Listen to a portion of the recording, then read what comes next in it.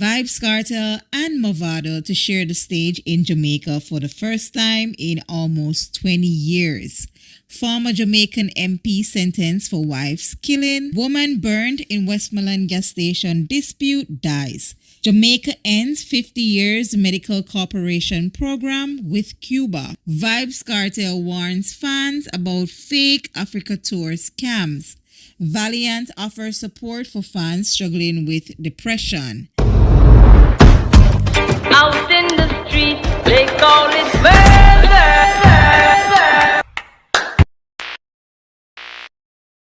Wagwan, my peeps, welcome back to the League Scoop, where every story matters. So before I jump into these trendy topics, don't forget to like, share, and subscribe to the channel for more videos like these. Dancehall history in the making. Vibes Kartel and Movado to share the stage again for the first time in almost 2 decades. Dancehall giants Vibes Kartel and Movado are set to perform on the same stage in Jamaica, marking one of the most anticipated moments in modern dancehall history. Their reunion will take place at Reggae Sumfest on July 18, 2026 at Plantation Grove. This event is historic not just because of the performance itself, but because it reunites 2 artists whose rivalry once defined an entire era of dancehall culture. For those who don't know, the tension between Kartel and Movado began around 2026, shortly after Vibes Kartel split from the dancehall collective, The Alliance, which had included both artists. Vibes Kartel became the leader of the Gaza movement, and Movado, also known as the Gully God, led the Gully side. The rivalry quickly escalated beyond music. Both artists released diss tracks aimed at each other, fueling intense competition in dancehall. Their lyrical clashes dominated rhythms and radio stations across Jamaica.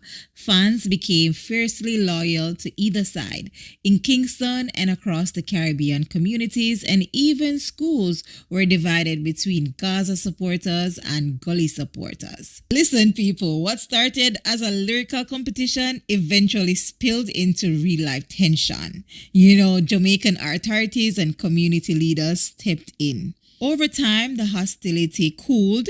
The artists were spotted together in studios and, they appear alongside each other, as dancehall icons and, other stuff.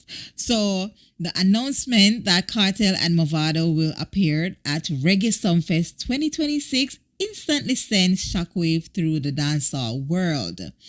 And, for fans who lived through the Gaza and Gully era, this performance represents more than a concert. It's the closing of one of dancehall's most dramatic chapter. Many fans believe that this could become one of the greatest dancehall performances ever recorded. 2 of the biggest rivals in dancehall history, Kartel and Movado, are finally coming together on stage in Jamaica again, something fans waited nearly 20 years to see. Oh my God, guys, I'm excited. Former Jamaican Member of Parliament Julian Silvera has been sentenced to 20 years and 10 months in prison for the killing of his wife, Melissa Silvera, bringing an end to one of Jamaica's most closely watched criminal cases. The sentence was handed down on March 6, 2026. According to the court rulings, Silvera received 20 years for manslaughter. He also received 20 years and 10 months for using a firearm to commit an offense. The sentence will run together, meaning he will serve 20 years and 10 months total. He must serve at least 13 years before becoming eligible for parole. Silvera had originally been charged with murder, but he later pleaded guilty to the lesser charge of manslaughter during the start of the trial earlier in 2026. The tragic incident dates back to November 10, 2023 at the couple's home in Stony Hill, St. Andrew, Jamaica. Initially, Melissa Silvera's death was reported as natural causes. However, an autopsy later revealed that she had been shot multiple times, leading police to launch a criminal investigation. Investigators later recovered bullet fragments from her body, which confirmed that she had died from gunshot wounds. Silvera was arrested in January 2024 and charged with murder and illegal use of firearm. So, before this case, Julian Silvera was a prominent political figure in Jamaica. He served as the Member of Parliament for St. Mary Western, representing the People's National Party.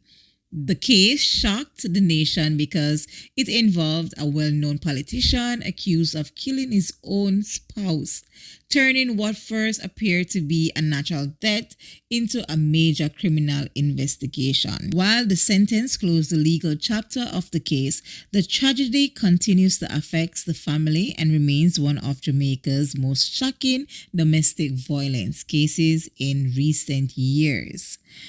Rest in peace, Melissa Silvera, and my condolences to the family. Woman burned in Westmoreland gas station dispute dies after weeks in hospital. A tragic incident that shocked Jamaica and sparked widespread debate has taken a devastating turn after Dacia, the woman who was set on fire during a violent dispute at a gas station, has died from her injuries.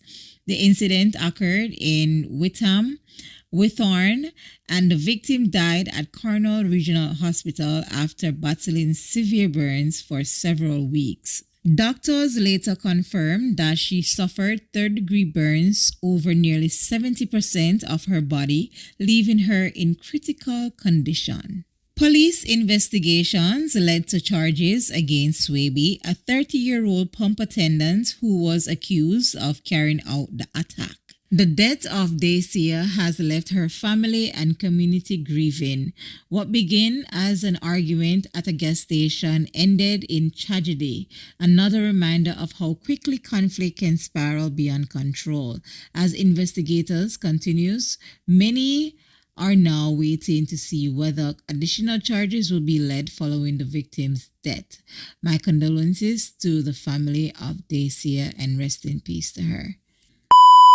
After more than 5 decades of partnership, the government of Jamaica has officially ended its long-standing medical cooperation program with Cuba, bringing to a close one of the Caribbean's most significant health collaboration. The decision marks the end of a partnership that began in 1976 when Cuban doctors first arrived on the island to help fill critical shortage in Jamaica's healthcare system. According to the Jamaica's Ministry of Foreign Affairs, the agreement is ending because both governments were unable to reach new terms for technical cooperation arrangements after the previous agreement expired in February 2023. Despite the termination of the state-to-state agreement, Jamaican authorities say Cuban's medical workers currently on the island will be allowed to complete their existing contracts. For nearly half a century, the partnership between Jamaica and Cuba stood as a powerful example of international medical cooperation. Cuban doctors treated patients in communities across the island, often working quietly behind the scenes in hospitals and clinics.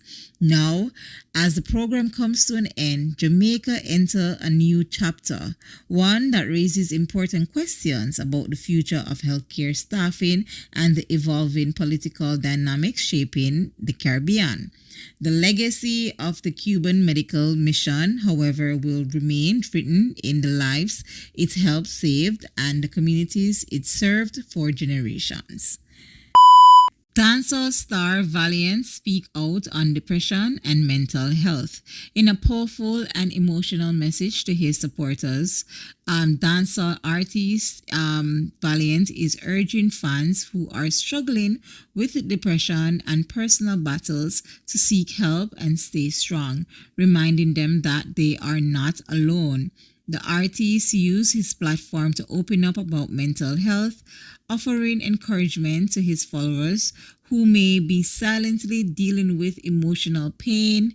His message has resonated widely across social media, especially among young Jamaicans who see him as one of the most influential voices in modern dancehall. Listen up, my people. In a world where social media often hides pain behind perfect images, voices like Valiant are becoming increasingly important.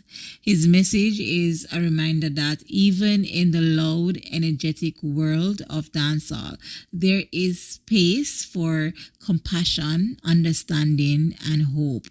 And for many fans fighting quiet battles, sometimes a single message of encouragement can make all the difference.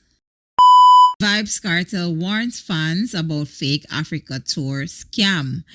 He took to his social media and he posted this.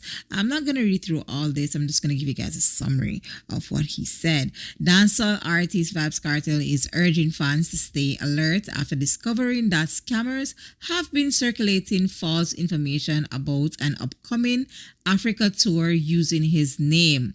The artist, widely known as the World Boss, issued a warning to supporters, explaining that several online promoters claiming he will be performing in Africa countries are completely fake and were created without his authorization. He also emphasized that scammers often take advantage of popular artists by creating fake events, especially when demand for performances is high. The warning also highlighted how easily misinformation can spread online, where edited posters and fake tickets websites can appear convincing to, people. Listen, in the digital age, fame travel fast, but so do scams.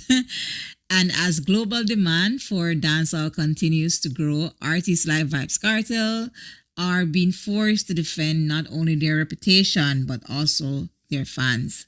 For now, the message from the World Boss is clear. Until an official announcement is made, the so-called Africa Tour is nothing more than a dangerous illusion.